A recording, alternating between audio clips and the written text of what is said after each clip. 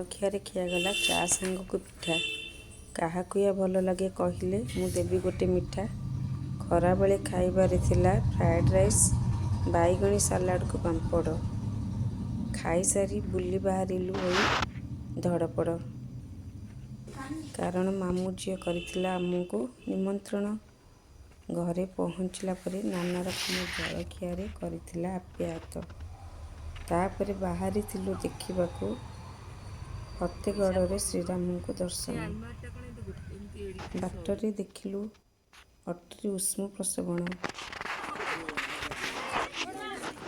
मंदिर को दीपटे जाली समस्त करथिले शुभकामना नुआ वर्ष काहारी मनरे प्रभु दुख दियना मंदिर कारुकार्य देखि बहुत विमोहित होइथिलु। बहुत सुंदर वातावरण थिला।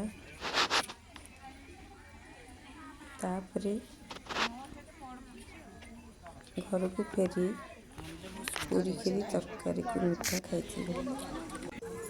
वीडियोटी भल लगे लाइक शेयर सब्सक्राइब करेंगे।